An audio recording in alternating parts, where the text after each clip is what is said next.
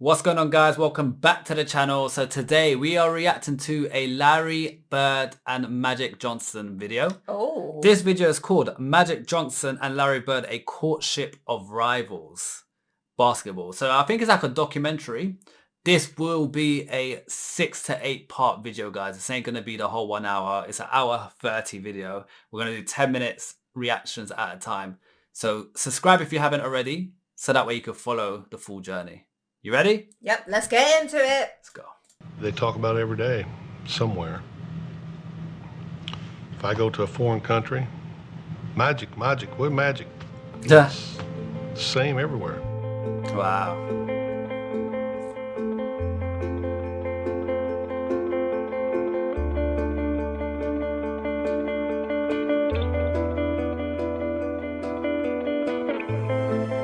We don't have to see each other. We don't have to say hello. We don't have to call each other.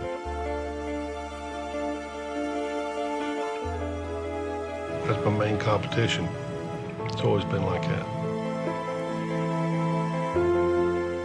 I love when athletes have competition, but they're respectful. Like, they're not, aggressive on the like, they play hard against each other, but they respect each other. I think that's a beautiful thing. You know you got this tight bond with this cat, and you don't have to see him for a year or two. But you're always going to be linked to him. That's wild.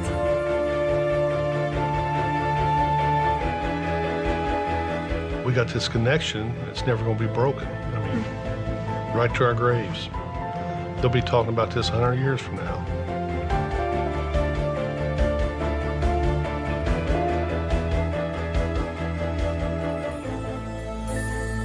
This is going to be a good documentary, I can tell.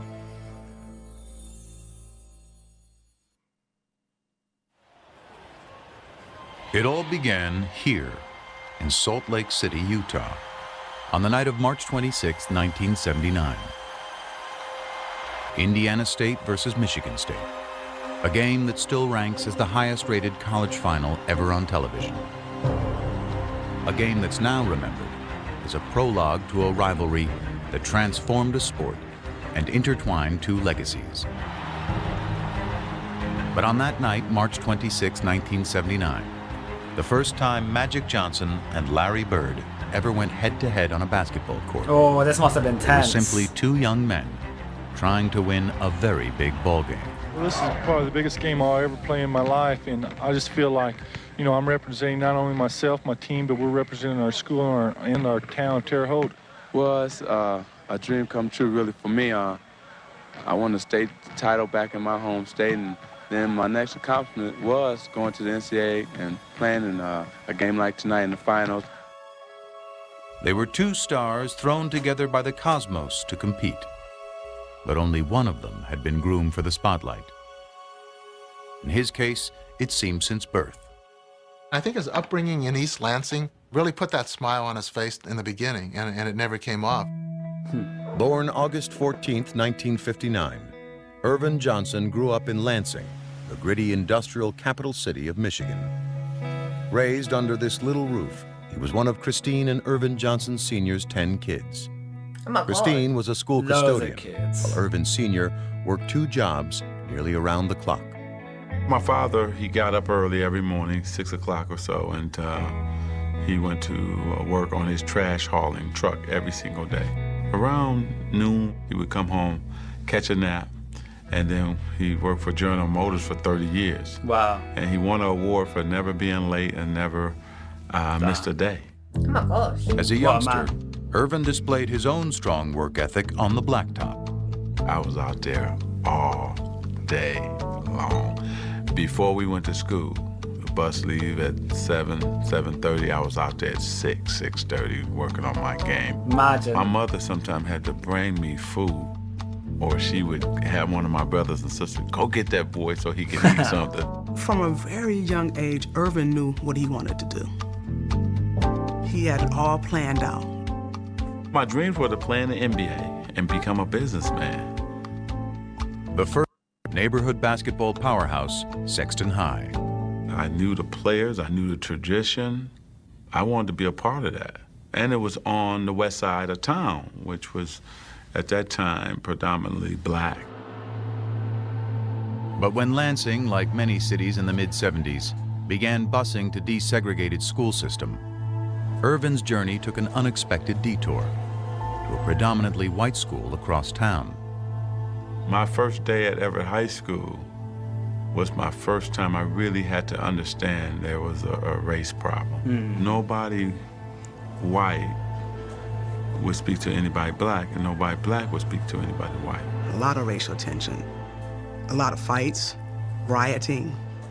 They didn't want minorities there. He kind of shrugged it off, and basically his attitude was, okay, well, I'll overcome this. Whenever there was any racial problems, the principal would get Irvin and go talk to these kids. I can just see him with his big hands. Calm down, just calm down. He'd break up fights. Talk with his friends, tell him, let it go. We can't fight about everything. Let's just chill, let's play basketball. And there was no dispute over Irvin Johnson's ability to play ball. His talent was so great that soon after his varsity debut, a local reporter, dazzled by his exploits, gave the budding star a nickname. Magic. So he gave it, the writer, and it's stuck since. So if he didn't give it and he gave something else, we'll know him as something else. Beginning, I thought it was foolish and dumb. I didn't know nothing about a nickname. Then what happened was, magic. You start saying, wait a minute, it fits my game. Hanging out with my boys on the street corners, we used to sing Temptation songs. Stop racism in there from the looks of it, because they said before no white people spoke to black people and vice versa, but it seems like he mellowed that out a little bit. You know what I like about him now that we're learning about his history? He's a very positive attitude. He's got a very positive aura about him as well. He does. I really like that about him. Yeah, it's noticeable through the screen. Yeah. So my white is friends so were like, genuine. hey man, we're having a kegger tonight. Won't you come on by? And I'm saying, what's a kegger? Yeah, what's that? So he said, well, what it is, we get this big keg of beer, and you just go for it. Okay. Well, what time does the kegger start? Because regular party time in our neighborhood is 10, 11 o'clock. The kegger starts at 7. I said, my God. The party starts at 7 o'clock? And I said, okay, man, I'm going to come to the kegger. We had a good time. The music was kind of bad, but we had a good time, His senior year, Johnson did at Everett what he had planned to do at Sexton, win the state championship. And when it came to choosing a college, he decided to stay where the love would be assured, home in Lansing. Good Next decision. year, I will be attending Michigan State University. At MSU, Magic's star quickly went national. But atop the college game, he soon discovered a certain presence beside him. The first time I saw Larry Bird was actually in a magazine. I saw his stats. Blown away by his stats. But let's see if this is good shit. He can really do it against us. And that's always a mindset of black players if he's a great white player.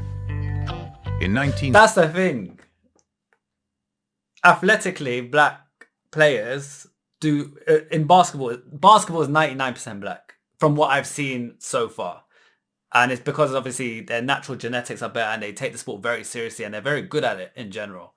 So see him seeing Larry Bird, he's probably thinking, who is this? I'm sure he's good, but not black good. Yeah. Which is what he just said. Can he do it among us? So, but the thing is, us knowing about Larry Bird now, he does do it among, the black players. So he's a very good player regardless. But back then he's probably thinking, I'm sure he's all hyped. Hey, who is this boy? 78, after his freshman year, Magic would quickly find out when both he and Bird were chosen to play for Team USA in the World Invitational Tournament. Next to each other as well. They would put Larry Bird and I on the same team together to scrimmage, right? It was blowing my mind because he's dominating Jack Givens, Player of the Year in college basketball. Oh, shit. Larry Bird is eating him alive. I couldn't wait to call home to tell my boys, man, That Larry This Bird, dude the real named Larry deal. Bird is for real. This is the baddest white dude I've ever seen in my life. So they Well, I played thought he was very together. good. I There's love no that. question about it. I thought he was probably the best guard on the team. Irvin Johnson, look at that. We didn't get to play a lot, but you could tell. I think our first game was in Kentucky. We got about a 10, 12-point lead. Man, Solid. they put us in. Went to 25, 30, just that fast. Fast break again. 3-on-2. Griffith.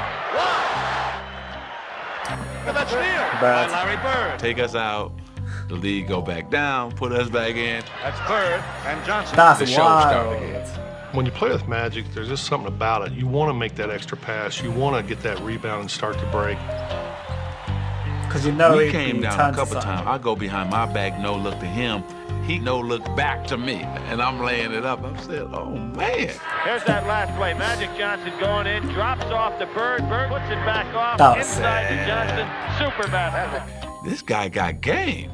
This guy, the real Wonderful deal. moments on the court, but they probably spoke to each other 4, maybe 5 times during that entire time period, and it was more like, hello, how are you this morning, Larry? I'm good, Magic. What'd you have for breakfast? Don't remember. Have a nice day. Guys, I know you want us to carry on. We're going to end up watching the whole hour. We have to split this video up. So that is part 1, guys. If you haven't already, subscribe for part 2. We're going to be doing that soon, probably this week or like early next week. We'll figure it out. But yeah, enjoyed it? I'm really looking forward to watching the rest of it. Me too. I didn't even know they played together once upon a time. Not that I knew they did, but not that early. I thought it was like towards the end of Larry's career, and I didn't realize they were like literally the same basic age and stuff. Wow. Guys, peace out. Bye.